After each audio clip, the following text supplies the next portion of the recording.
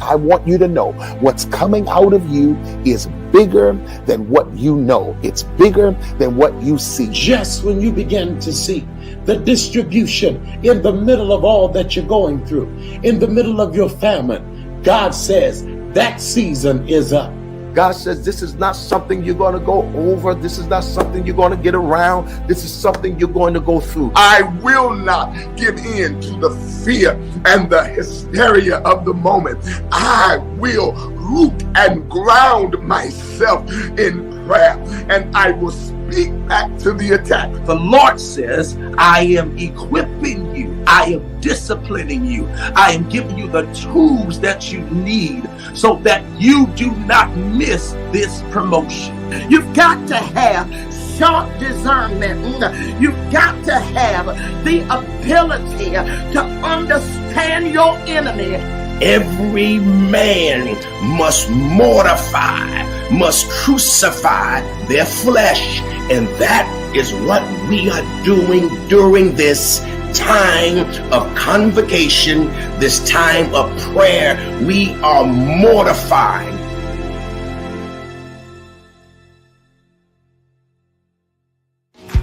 Don't forget to like and share this broadcast with your friends and family on Facebook Live as well as on YouTube. Let all of your friends and family know to subscribe so that you know when the Center of Hope is going live.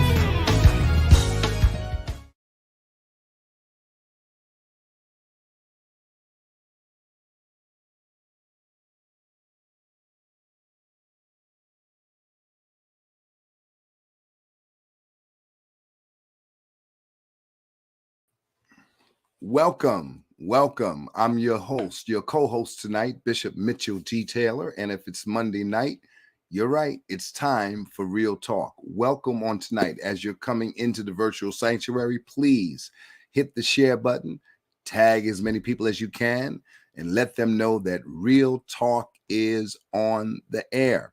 We're ready to get right into the dialogue on tonight, but I just want to make sure that as you're coming into the virtual sanctuary, and those of you that are already in, please go back, hit the share button, and tag some folks so that they know that we're on the air. And remember, we're in the middle, in the throes, right in the heat of Prayer Convocation 2023. And God is in the midst of us, and it's been a tremendous blessing. All right, please, let's welcome our co-host on tonight, His Grace, the Honorable Bishop Liston Page II. Good evening, Bishop Taylor. You know,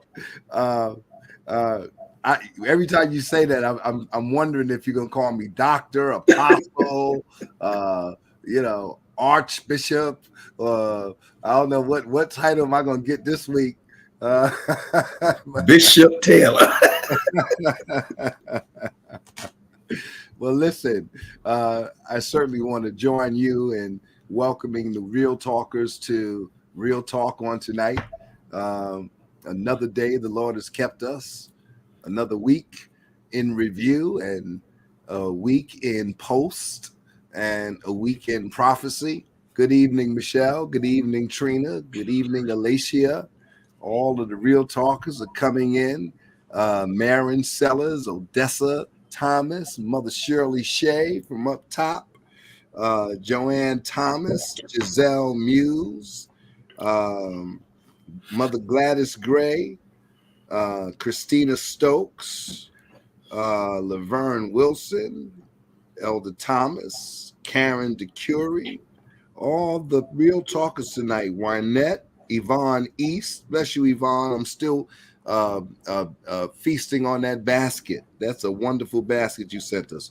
Wanda Smith, Laverne Wilson, Regina Thomason, Lady Thomason, bless you. Phoebe Collier, Mother Taylor, happy birthday, Mother Taylor.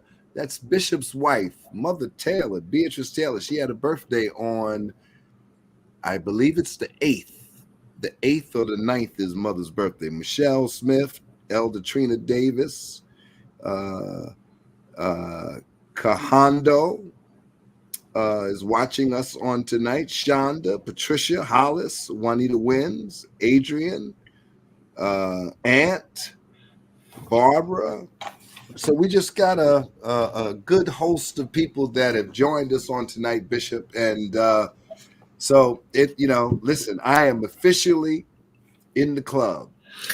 Yeah, we're celebrating your birthday. Now, what did you do for your birthday? What did you do for your 60th birthday? Yeah, we're officially in the club.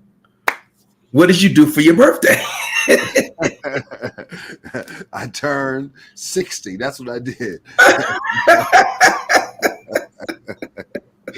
So we are officially in the 60 club on tonight. And I guess what was the highlight for me was on last night. We had a service, and the speaker was, you ready for the drum roll? Bishop Eric A. McDaniel. Oh, that's great. And he preached a message last night. I'm crushing Satan's head. Your feet shall crush Satan's head. Oh, that's good. And but anyway, he preached a fabulous message on last night. But the other thing was, I think what was the highlight for me was the testimonies that some of the people gave on yesterday relative to how we have interacted and have been together, and what benefit I've had and they've had, the reciprocal benefit that we've enjoyed together. So it was very touching, and to see some of my sons and daughters that have gone out and abroad to come back and to recognize and acknowledge our friendship and relationship and impartation. It was just it was really a powerful demonstration. I'm not really into birthdays as of such, but yeah, so it was that kind of. Well, listen, you couldn't have had a better preacher there than Bishop McDaniels. I know he tore that place apart yesterday, so I can only imagine how great that service was. Yeah, he did a good job on last night, and I'm just, again, I want to thank the Center of Hope International. I want to thank the Bishop's Love Group for facilitating everything that you did, and I just want to say thank you. I can't say thank you enough. And I want to say we've had a powerful prayer convocation. We're right in the middle of it, right in the throes of it. This morning was a powerful service, powerful installment, and by Prophet Jarrell. And tomorrow we're having someone that will be the first time to Center of Hope International, and another unique occurrence is a first time to Prayer Convocation 2023. And I normally do not have people for the first time on Prayer Convocation 2023. But I felt led of the Lord to have this brother, this man of God who is well respected, Overseer Robert Nelson. I believe the people are going to be blessed on tomorrow morning to hear this young man and to be exposed to his ministry. That's tomorrow.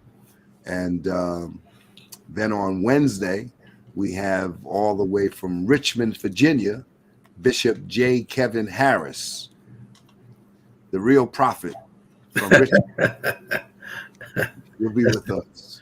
That's going to be great. Wow. Then we're breaking up the testosterone, and we're going to have Pastor Timony Figaro.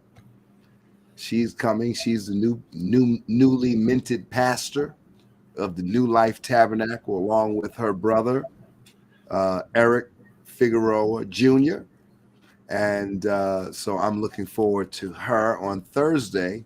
And then on Friday,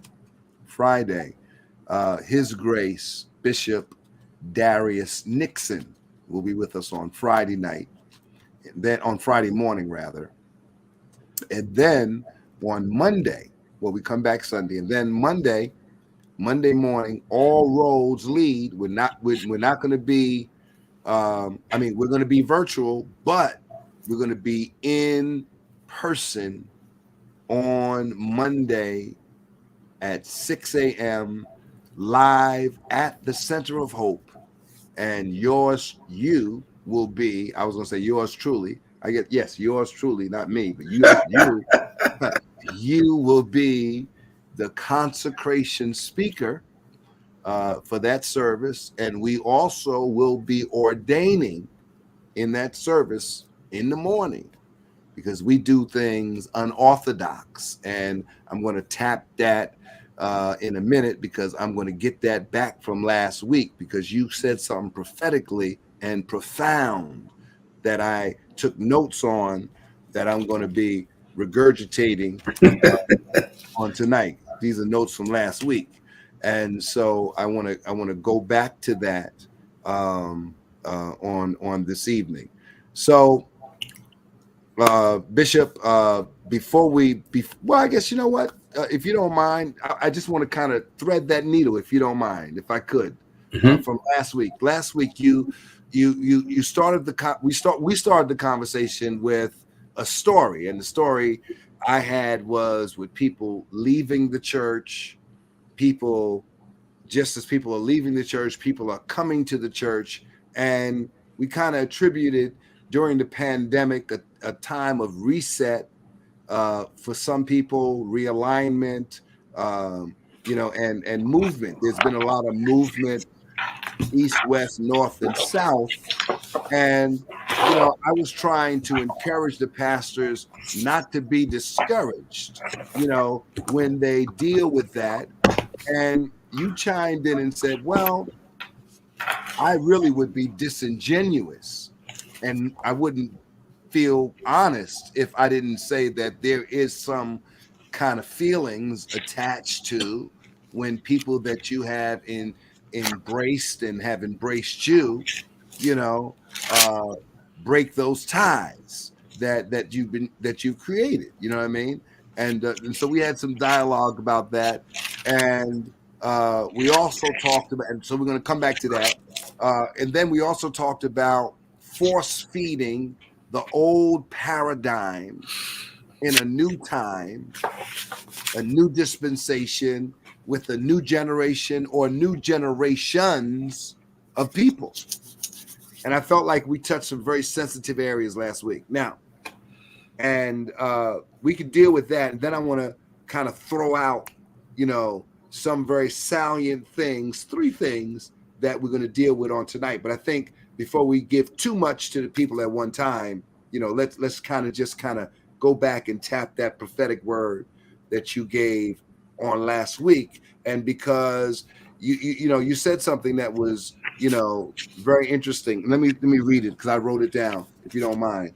You said, you said, I don't understand. We talked about this Abrahamic moment, and you said, I don't understand, why, I can see the mountains in your life falling and collapsing. I can see the crooked being made straight, but yet I can't trust God to shift and adapt. We're doing it different. We're not doing it the conventional way.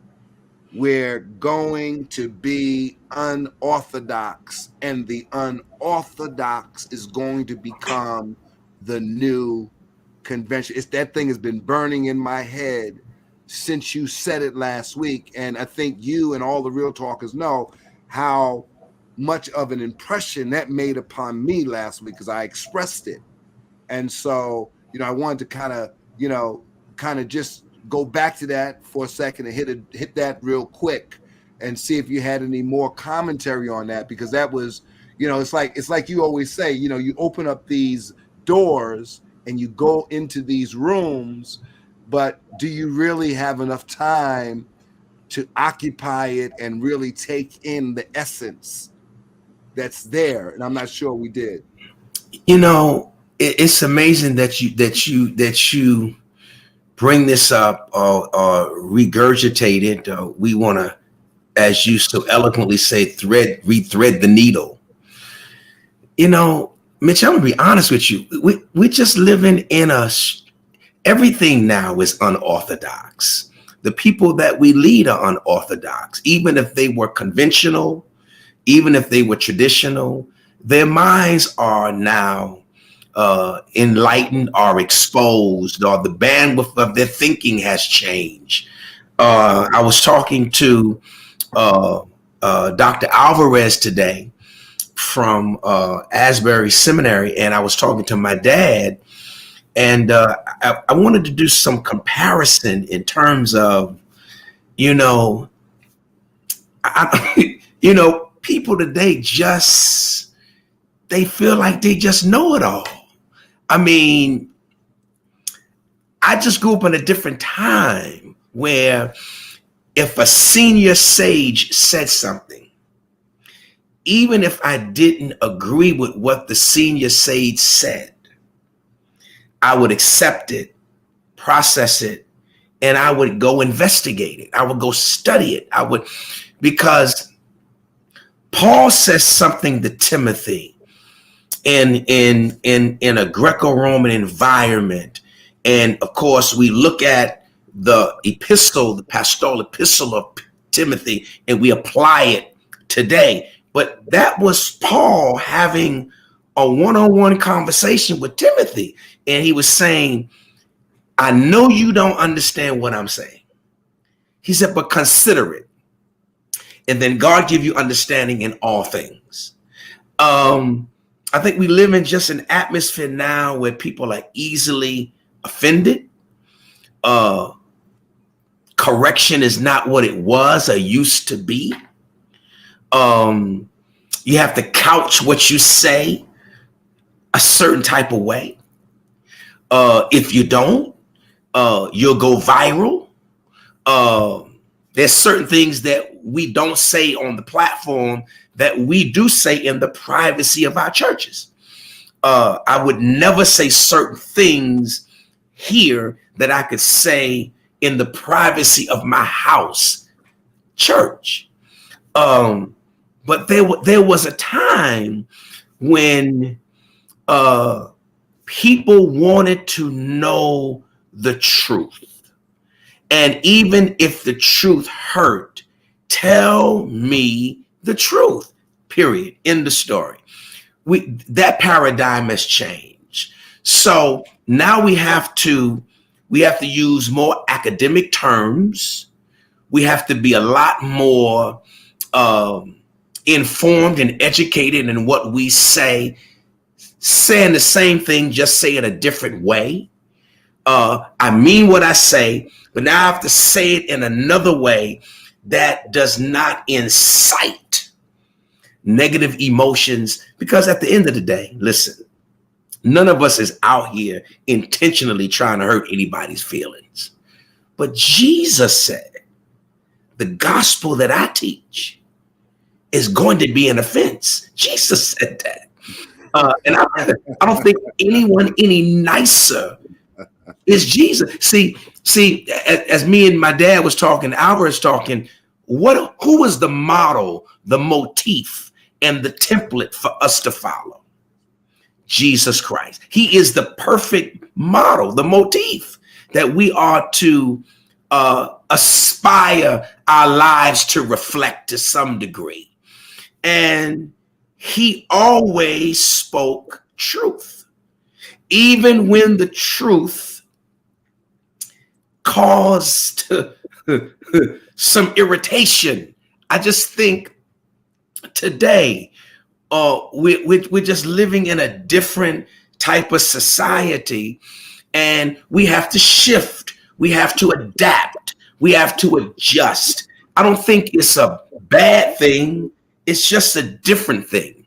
And I think anything different doesn't have to necessarily be bad. It's just different. It's about being flexible and pliable. Now we're going to talk about new wine and new wine skins, and we're going to be the new wine skins. Then we have to deal with the violence of this change and have the elasticity to deal with it. And I believe, in my humble opinion, that's one of the critical changes that I see that make it challenging. It's not impossible, but I think it's challenging, and it keeps me reading, it keeps me studying, it keeps me trying to find new ways to communicate my message, is particularly out here in the ethereal space. I'm a little bit more unbridled. How can I say it? I'm not as sophisticated or refined. Maybe in my local church, when it's private setting and I'm making some corrections, I may not take the time to say it in a way that's always palatable. And I think for me, that's what I'm realizing as I'm moving forward. There's a lot of work I have to do. There's a lot of work on me I have to do. There's a lot of humility. There's a lot of saying that worked then, it won't work now. It's a lot of that now. And I think if we're going to survive, we're going to have to make those adjustments and go back again to asking God, please help me with this strategy. Help me how to maneuver. Just help me show my heart, not so much what they hear me say. Show my heart, my intent. So I think that to me, that is something that I'm sensing in 2023 for me. Maybe it's just for me to make these adjustments and these changes, but I'm open for the challenge. Well, I mean, there's a couple of things that can kind of veer off in the highway here. You done just dropped the whole drink on us. Thank you. This is powerful. And I want to start by saying the gospel that I teach is going to be an offense. I mean, let's just deal with this. Sometimes, now, let me say this in full disclosure, because you just said it. You said, you know, and here's another term I want to kind of cherry pick from what you said: the privacy of our churches. And you use the word palatable, juxtaposed next to politically correct. Okay, so I'm kind of putting all these things together because, you know, that says a lot to who our audience is and what liberties we will take and what liberties we will not take because of the audience we are before, which is a much more parenthetic audience to some degree than a kinetic audience. You know what I mean? That has some tenure. Mm-hmm. And so, you know, so threading that is, you know, is whatnot. But the thing that hit me out of everything you said, that, I mean, all of what you said hit me, but the thing that I want to just kind of go through is when you said the gospel that I teach is going to be an offense. This is very important for real talkers to understand. Okay, because this is where we're separating the boys from the men and the women from the girls, okay? And because offenses will come. And again, going back to what we talked about, you know, if we could just, you know, one of the beauties of online ministry is you can have all the benefits without any of the drawbacks of socialization that inevitably causes offense. Mhm. But watch this. But watch this. But watch this. Listen, we'll find a way to be offended and to offend even in this medium. You understand what I'm saying? But the reality is, contextualizing it, you're right. Jesus said the gospel that he teaches, the gospel that we teach, is going to be an offense. It's hard. These are hard sayings. Well, These you know, are hard sayings. you're right. In John chapter number 6 in particular, if you'll allow me to read it, in John chapter number 6, I think it undergirds basically what we're saying in John chapter 6. You know, the feeding of the 5,000, Jesus walks on water. But then in verse 22 through and including, my God, down to verse number maybe is 71, Jesus's whole narrative, it offended them. If you go down to verse number, even verse number 41, then the Jews began to complain about him because he said, I'm the bread that came down from heaven. They got offended at that. You go to verse number 60, when many of his disciples heard it, they said, this teaching is difficult. Who can accept it? But Jesus, being aware that his disciples were complaining about it, said to them, does this offend you? Then what if you were to see the Son of Man ascending where he was before? It is the Spirit that gives life. And then go down to verse 66. Because of this, many of his disciples turned back and no longer went about with him. Now, wait a minute. How do you lead God incarnate in flesh? This is God. This is not listed. It's not Mitch. I get it. You can lead me. I get it. I'm marred. I'm scarred. I'm flawed. I don't do everything right. I get it.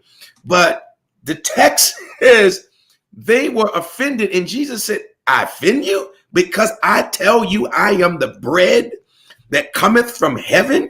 You got to eat my blood, and drink my blood and eat my flesh. And does this offend you? And because of this, many of his disciples turned back and no longer went about with him. I mean, they walked away from the bread of life because what he was teaching, they didn't understand. It became an offense. And unlike this contemporary modern church that always has questions, they always need to know.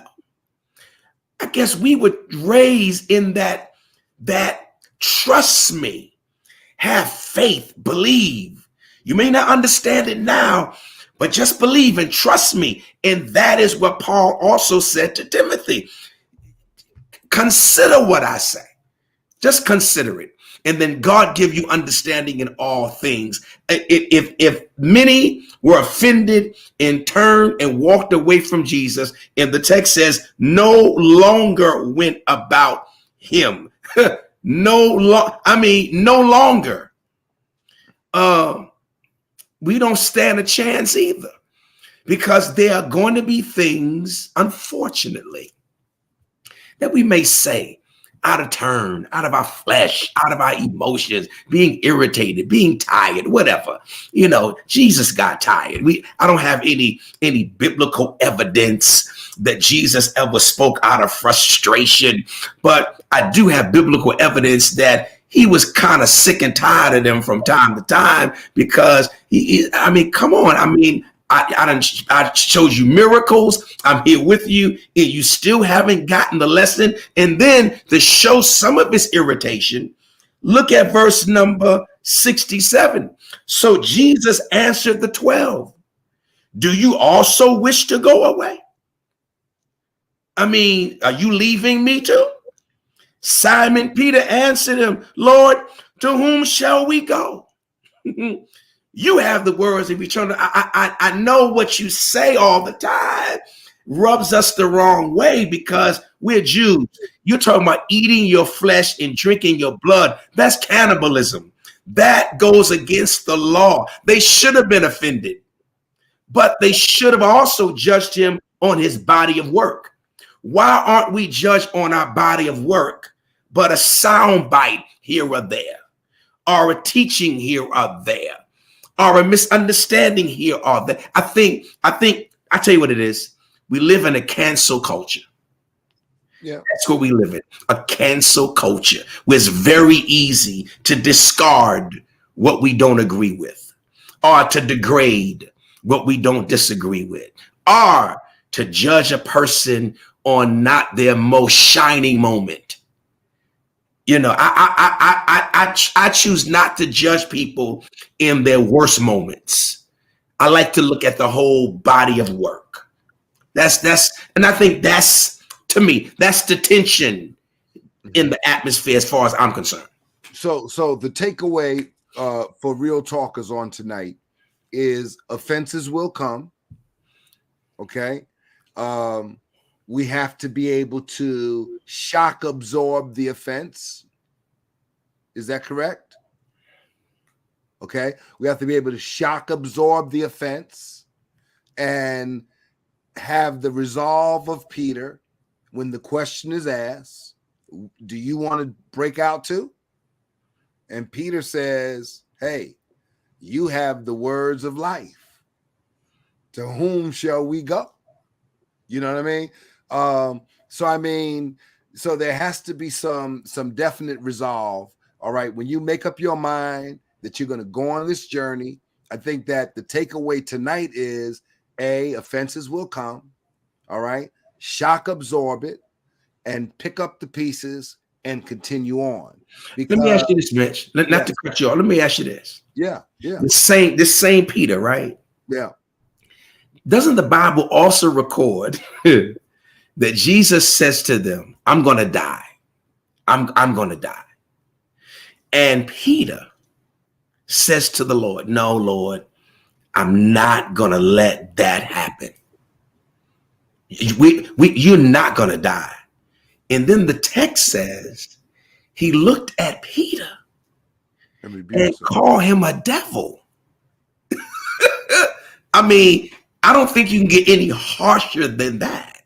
Call him a devil. I don't read anywhere in the scriptures where Peter was called a devil and walked away from Jesus because he was rebuked, or he could have been offended by something that was said. I just think that we're in a I preached this last night. We're in a hypersensitive age, very hypersensitive.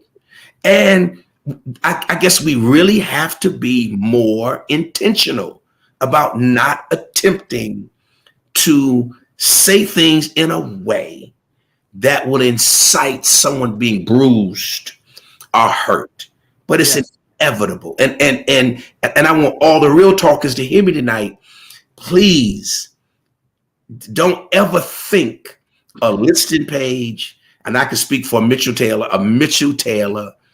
they're not going to be articulating things premeditatively, trying to hurt your feelings or to make you feel bad. Unfortunately, sometimes the gospel that I teach is going to be an offense. I think we just have to probably find another way. I don't know if there is another way, but 2023, my goal is, if you're going to win souls, you must be wise. If we're going to keep people motivated to grow and to develop, we have to be wise. And we have to always say, maybe I did that.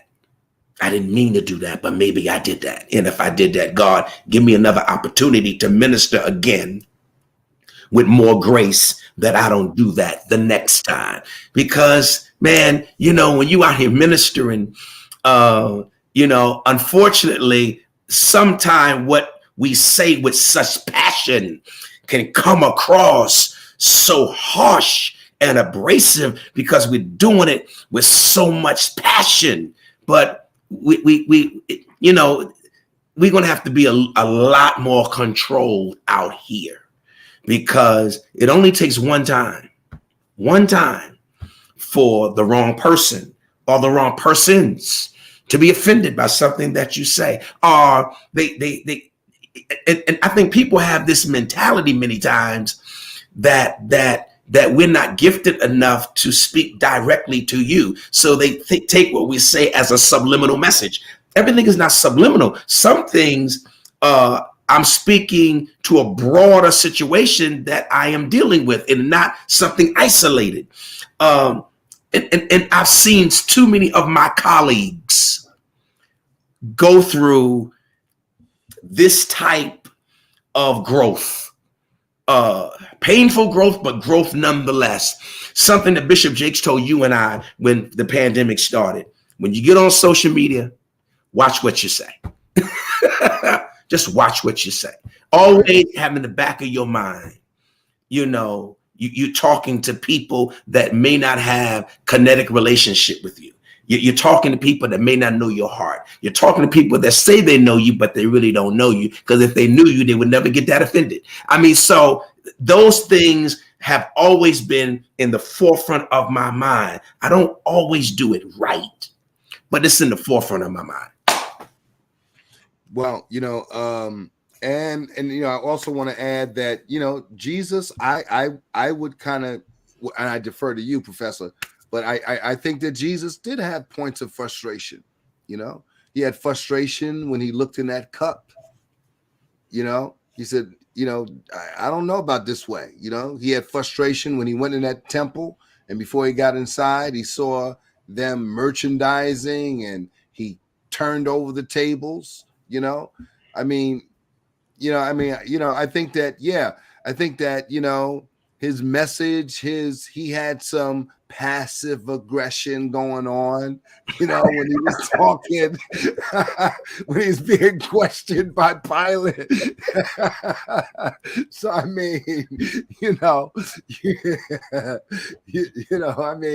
we got it honestly, so, that was happening. And I think that what you said was very, very relevant, and it puts us right into a great nexus to tonight's dialogue. And I think there were three kind of points that we discussed earlier that we would kind of highlight tonight, and maybe it'll carry on into next week. But the 3 points are, so from, all of this that we're talking about, want to give folks some real direction and some guidance. And so, number one, we want to talk about relevant, right?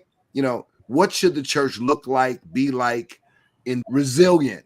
What does it take to be successful on both sides? Members, laity, leaders, pastors. And then third, the will of God. How do you know you're doing his will versus your will? Sounds like a very basic thing, but when you tie, relevant, resilient, and will together, we come up with this chemistry that I think is worth a dive on tonight, Bishop. I think when you start talking about us being relevant, relevant is being closely related to something that is appropriate, if I can use that definition. Are we appropriate, and are we closely related? In my humble opinion, for me, that would mean being relatable and closely connected to the culture that we minister in, not look like the culture, not act like the culture, but able to at least relate to the culture, that I can minister in those areas and show them where you're supposed to be a subculture within a culture. I don't think I have to look like you in order to relate to you, but I think I should be able to empathize with you, to relate to you. All of us are born in sin, shaped in iniquity. I can relate to that, but it doesn't necessarily mean in that relatability that I have to conform to acting like you in order for me to impact you. I think we should be able to relate to the culture not be so foreign to us that we don't know how to use the proper verbiage and language to articulate to them. But I don't think we should compromise our behavioral patterns and principles in order to be relatable. I think we should be able to relate to them in terms of their experiences and their situations, and empathize with that and be able to speak to that properly using language and verbiage that they can relate to. But I don't think we should lower the standard of who we are in order to be relatable, whatever that standard may be. Very good. Very good. Number 2, resilient. Resilient. Very good.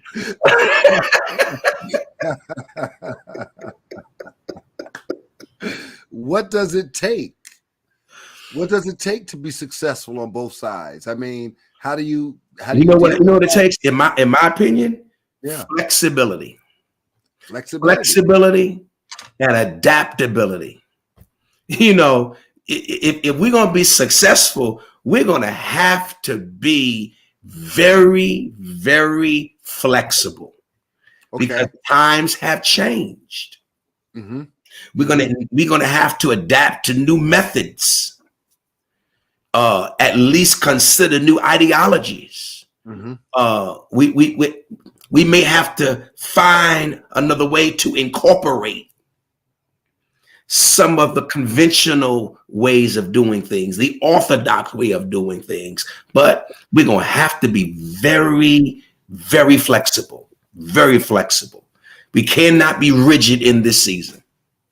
I love it. So, so we're talking to members, we're talking to leaders. So adaptability and flexibility, you can't be rigid. So remember who we're talking to. We're talking to members, we're talking to lay members, and we're talking to leaders. Remember who we're talking to. We're talking to lay members, and we're talking to everybody. So everybody has to be flexible and adaptable and not so rigid, right? Another word for rigid, stop being so hypersensitive. Flexibility. Don't be so sensitive, because as we start adapting in the flexibility, we're going to have some missteps. Right. We're going to miss the mark. I'm going to do some things wrong. And if you're flexible, if you're able to adapt, if you're able to give me a bandwidth to a growing curve, a learning curve, we both can profit from every situation. But I think what happens in many cases, we don't have any flexibility. We don't have any adaptability. Right. So I mean, for me, and for us, we've learned a tremendous amount of flexibility and adaptability over the last 30 months. Mm-hmm. And I think that we've done our best to do that. And I want to press that a little bit more. And I want to challenge the real talkers, those that are docked in Patterson and those that are docked in New York and Long Island City, to consider now that we have to press into these new mediums, and we all have to now become educated, academic, familiar with this new lane that we're traveling in, and we have to use it, right? Don't get stuck between the new and the old. Sometimes you got the new right in front of you and the old right behind you, and you get stuck for a minute, like the children of Israel. They said, wait, hold. We got the Red Sea in front of us. We got Pharaoh's army behind us. Which way do we go? Which way do we go? No, what you mean, which way do we go? We going forward. You know what I mean? But I can't see a way forward, but I got to go forward. You understand? And so I think that, trusting, the Abrahamic moment. You know, go. You know, what did you say? I can see the mountains in your life falling and collapsing. I can see the crooked being made straight. But I can't trust God to shift and adapt. Okay? Let's do it. Let's try and shift and adapt. Right? So Bishop Page says to be successful on both sides, we have to shift and adapt. We have to have flexibility and adaptability. Okay? Very, very, very, very, very important. Then finally, Bishop Page, the will of God. Now, this sits on the frame of being relevant, relatable, being resilient, successful, and being in the guardrails of his will. Doing all of that in the guardrails of his will for your life.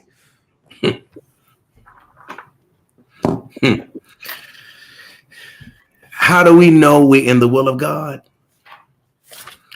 Matthew chapter 7. Verse number 15, I'll start. Beware of false prophets who come to you in sheep's clothing, but inwardly they are ravenous wolves. Here it is. You will know them by their fruits. The way I know I'm in the will of God is by what is being produced from my life. A good tree cannot produce bad fruit, and a bad tree cannot produce good fruit. If I'm in God's will, I'm going to produce fruit. I'm going to be productive. Doesn't mean I'm not going to be troubled on every side. I'm not going to be in distress. I'm going to be perplexed, but not in despair. Persecuted, but not forsaken. Doesn't mean I'm not going to have challenges, because they that desire to live godly in Christ Jesus, you're going to suffer persecution. You're going to go through the vicissitude of life. But how I know I'm in God's will, I'm going to produce something. I'm going to produce fruit of righteousness, period. And that's not a car. That's not a house. That's not money. No, I'm going to produce something that provides me a peace that surpasses all of my understanding. And I think when we think about being in God's will, we have to see it as producing who we say we are. You in the will of God? Well, the will of God is going to produce fruit. How you know you're in the will of God? You're going to grow. You can't be in God's will and don't grow, because anytime you stop growing, you start dying. Anything connected to God must live. Anything truly connected to God is connected to life. And that life is the light of men. So when people ask me, how do I know I'm in the will of God? What is your life producing? But is it true that some people can look like they're producing, they could be productive, but not in the will of God? I mean, sinners. What does it profit to gain the world and lose your soul? When I'm talking about producing, I'm certainly not talking about anything tangible from an earthly perspective. I'm talking about something spiritual. Now, those earthly gains are certainly a byproduct for us as believers of walking in the will of God. Seek ye first the kingdom of God and his righteousness, then all of these other things shall be added. You know that should be added unto you. Whatever the Gentiles seek after, you can have it if you seek me first. That's what he said. Right. So in other words, it's not so being in the will of God is not necessarily complementary of having resources?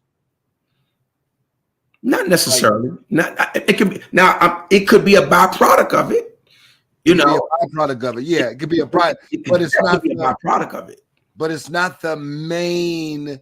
The main. So, because I guess Gaius kind of speaks to, his ministry was so intense until the writer suggests that he worked himself into poor health and poverty, so much so until a letter is written, to his brother in the faith, and he says, listen, I'm praying for you, and my prayer is this, that your soul prosperity would be emblematic of where I want you to go fiscally and in your health. I want that to match, because see, what you're doing for God is unmatched. And I want to see that happen both in your finance and in your physical body. So I like the way you put that. It could be a byproduct. Oh, yeah. But what you're talking about, the will of God, is, what better statement for someone for you to come to law and say, Mitch, listen, man, come on with me, man. I'm taking you somewhere, man. You know why? Because you've been putting it all out on the floor. You ain't letting it listen. You need a break. I'm taking you somewhere, and listen. I want you to. I'm restoring you. I'm going to restore you. So when when you're in the will of God, people know when they're in the will of God and when they're not in the will of God. And I think that if I can add my 2 cents in that, is that, there's always a state of unrest when you're not in God's will. You worry. Worry. You live your life in worry. In chapter number 6 of Matthew, he says, I tell you, do not worry.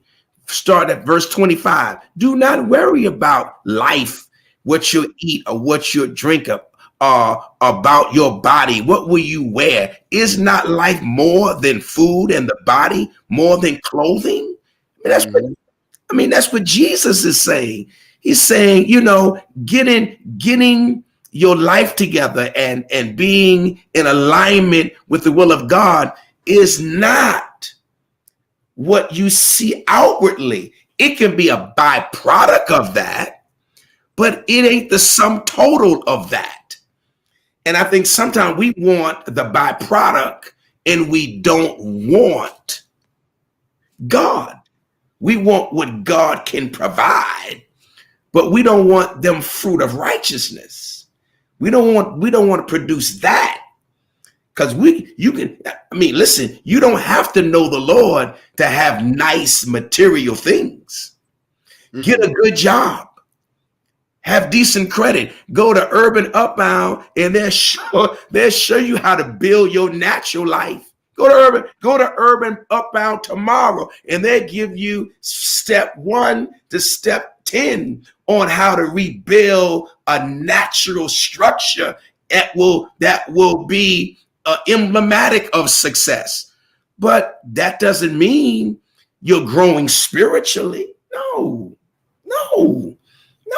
Seek ye first the kingdom of God. And then Jesus said, if you're evil and you know how to give good gifts unto your children, how much more will I provide for you if you just ask me? See, when you start getting in the will of God, there are things that you ask for that carnal people don't ask for. When you really get into God's will, your desire for stuff changes. That's why remember, Solomon is about to dedicate the temple. He dedicates the temple, and God says to him, Solomon, what do you want? Tell me what you want.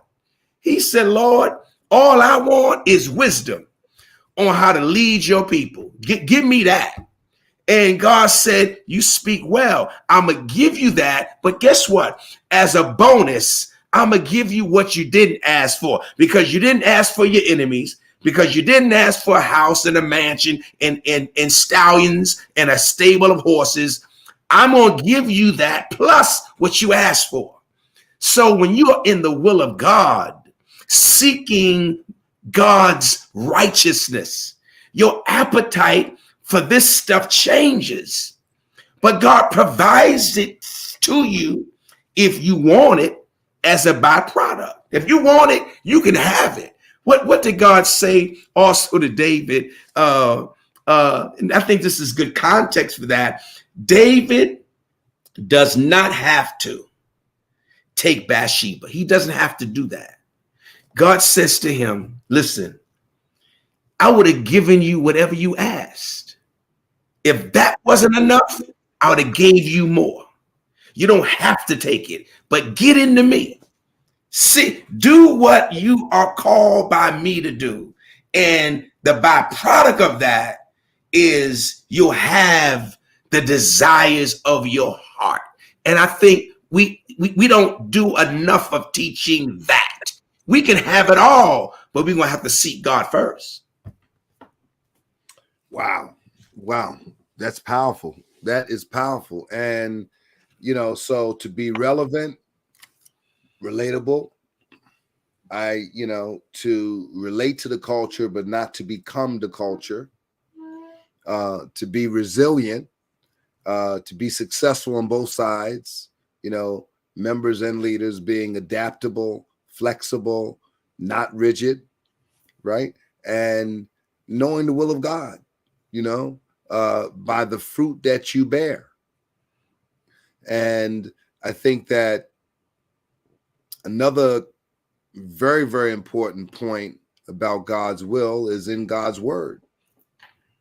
That's right. And if you want to know God's will, just know God's word. You know what I mean? Don't be going by, I had a feeling. I had a feeling in my gut. If it don't match up with God's word, don't trust your gut. You know what I mean? So, that's an important point for us to kind of close on tonight. And I want to encourage everyone, listen. This is going to be a fantastic year. Just like the succeeding years will be fantastic years for us. You want to know why? Because we're going to make sure of it. Not because it's just going to happen, but because I'm going to make it happen. Churchill said, when the reporter asked him, he says, how will history treat you? He said, well, because I'm going to help write it. Everybody thought he was being narcissistic, but he was basically saying, I'm going to live my life in a way where it's going to treat me well. So you have a decision. It's like I was talking to a young man today on the phone, and I was typing a request to somebody via text, and he was listening. He was on the phone, and I was talking out loud while I was typing it. And I always type a text 2 or 3 times. He says, well, how many times are you going to type that text, Bishop? I said, I'm going to tell you as many times as I have to, so that when I read it, I feel comfortable with it being printed on the cover of the Daily News.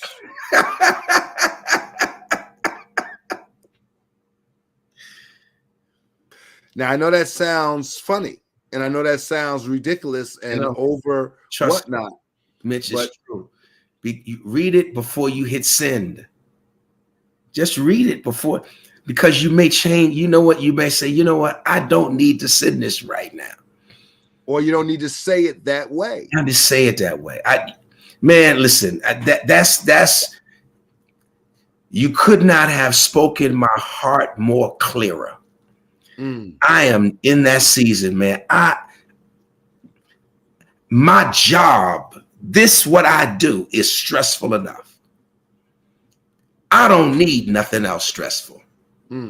Period. In that period. Anything self-induced, I don't need.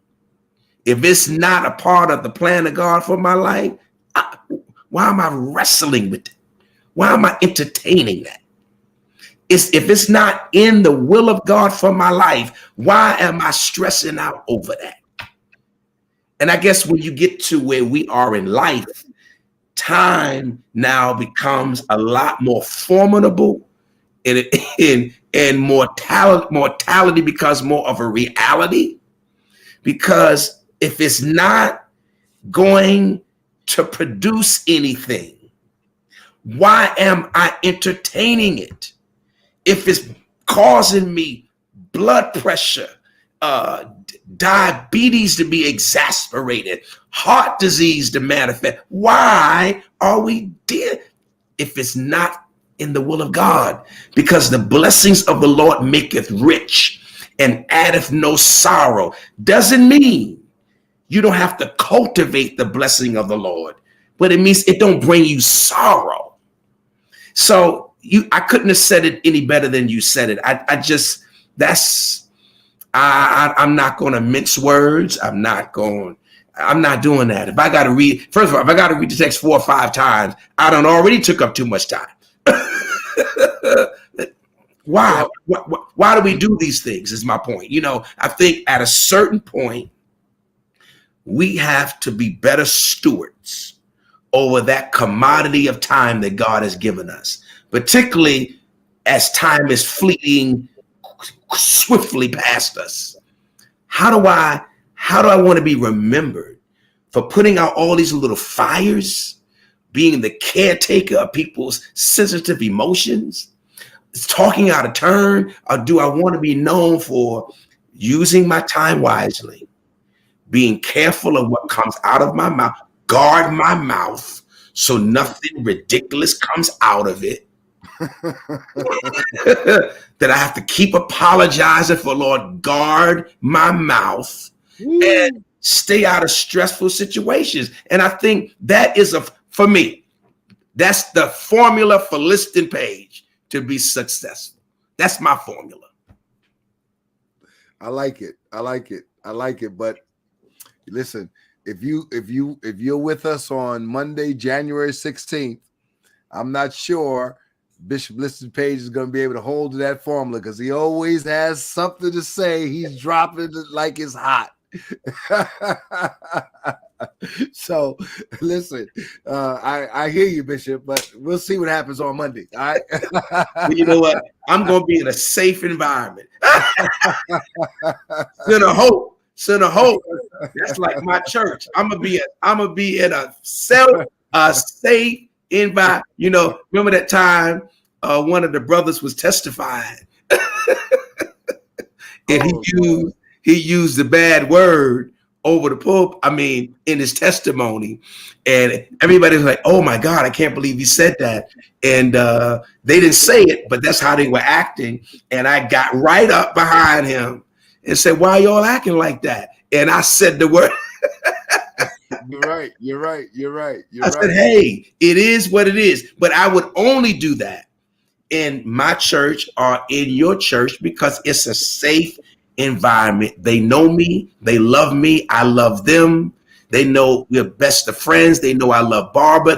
They know we're family. So there's things I can say that I probably shouldn't say anywhere else. Yeah, you're right. So that's going to be happening on Monday. Giselle Muse said, I remember.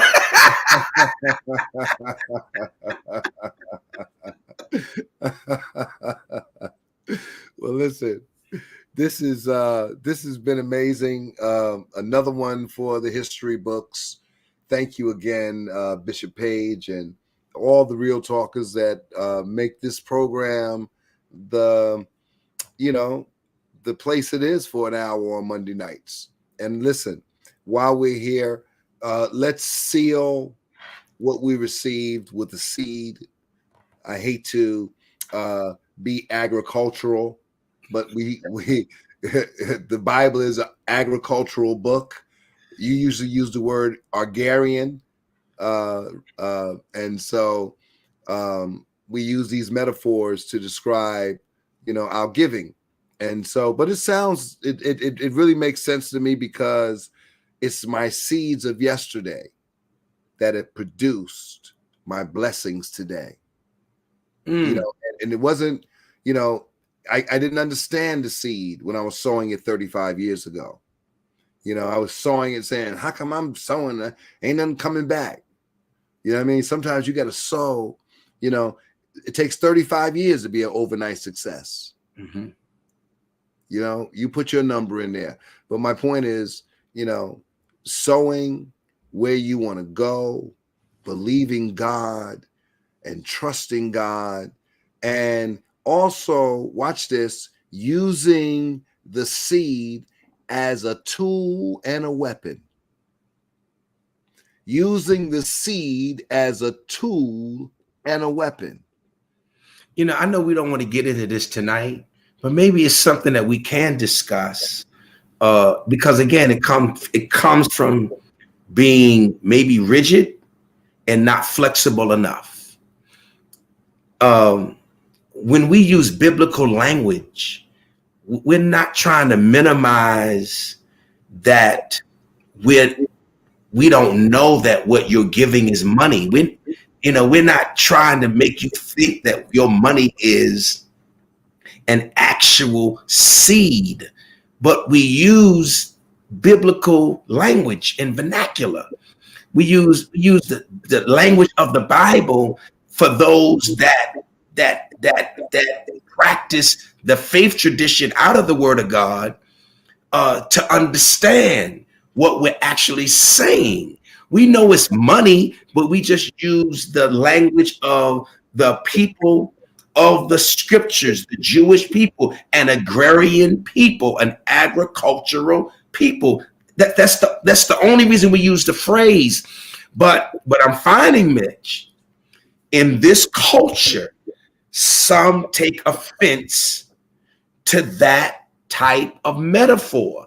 I don't know why, but they take offense to that type of metaphor. So what I've learned to do is, like you, many times I heard you say, give your money, bring your offering. Because we're not trying to be smokey. We're not trying to be over the top. We're just using biblical vernacular and language and trying to show you there is a blessing in giving. You're not giving into our soil, natural soil, but you are giving into our spiritual soil. And out of that spiritual soil that you sow your seed or give your money, it's going to produce a harvest for you. And it doesn't always have to be money. It can also be the healing of your body, the salvation for your family.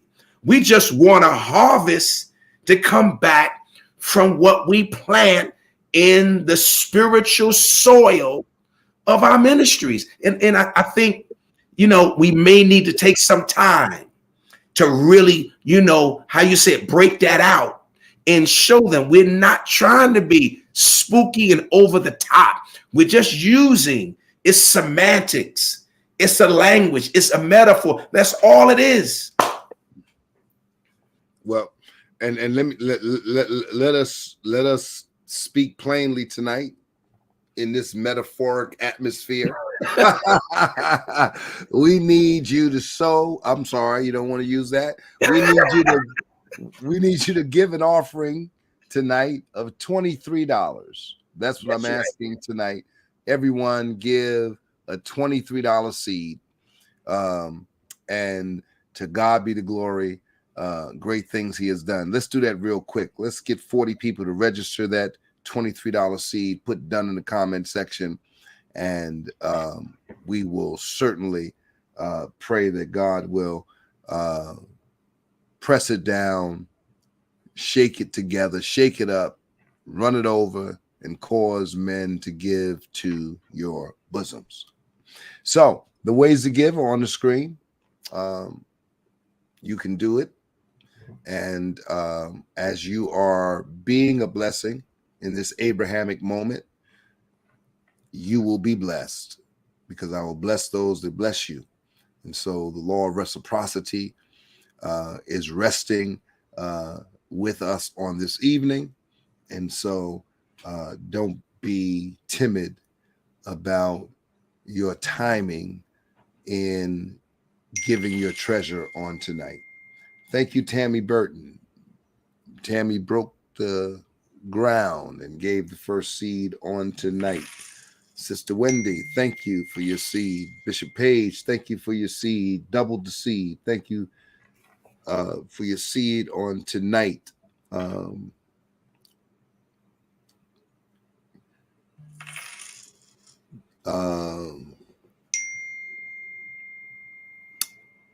Yes. Thank you for your seeds as you're sowing on tonight. Juanita, thank you for your seed on tonight. Barbara, thank you for your seed on tonight. Brenda, thank you for your seed on tonight. The seed is 23. And if everybody does that on tonight, we're in the midst of consecration. So I know I'm not spending no money on lunch and dinners and all this kind of stuff because we're on consecration. And this week we're at week number 2 and we're at 3 p.m. We're consecrating until 3 p.m. And it's good. It's good. It's good. We're working out. We're exercising that muscle, that faith muscle, that discipline muscle, you know, and we're getting up early and we're seeking God's face in the morning. Thank you, Barbara Waring. And so we're doing all the right things. If you're joining us tomorrow, here's the link, the Zoom link for tomorrow morning. We start on Zoom and then we switch over to Facebook and YouTube. So we start officially at 6 a.m. The sanctuary opens up at midnight. I usually jump in at 5 a.m. and you'll hear the music. When you hear the music, you know I'm there. And then we start the official intercessory prayer at 6. And then we switch over to Facebook and YouTube at 6:28. And by the time we get there, the sanctuary, the service is already going forth, and we slip right into that sanctuary, put a little finger up, and walk to our seats and get ready for the Word of God. Yeah, and it has been, oh man, when I tell you, Bishop Page, it has, I don't know what's going to happen on your morning. I don't know what is going to happen on your morning. It's going to be packed in there. I know it's going to be, 6 a.m. And let me tell you something, when you make that kind of sacrifice, people, trust me, make that sacrifice. Come from wherever you are. Watch what happens when you make that sacrifice to be in God's house. That one time, this is maybe the only time you may be in God's house for prayer convocation. So come and do it. All the other days we've been doing it virtual, but this is one service we're going to have in person. And His Grace, the Honorable Liston Page II, will be with us on Monday morning. So you don't want to miss that. Thank you so much. Those of you that are watching this after we have gone off the air, the seed offering is 23, and we ask that you sow that seed and watch God use it to fortify the things that are being produced, and I believe that you will be blessed for being a part of it. Bishop Page, any final remarks on tonight? Man, I'm just excited about the prayer convocation. I'm looking forward to being with my Kohai Nation family on Monday at 6 a.m. And I want them to be prepared for what God is going to do, because I believe we're going to see miracles that cannot be denied on Monday at 6 a.m. I believe that. Wow. I feel that too. And I believe that too. All right. Well, thank you, Bishop. Listen, you heard it right here on Real Talk, and we'll look for you tomorrow morning. I didn't mean to keep you till 10:18 on tonight, but We did. I'm sorry. I apologize in advance. But thank you so much for hanging out with us for an hour on Monday nights, Real Talk. And don't forget, tell somebody about Real Talk. Invite them to come and join us on next Monday night. And remember, if it's 9 p.m., it's time for Real Talk. Walk with the King today and be a blessing.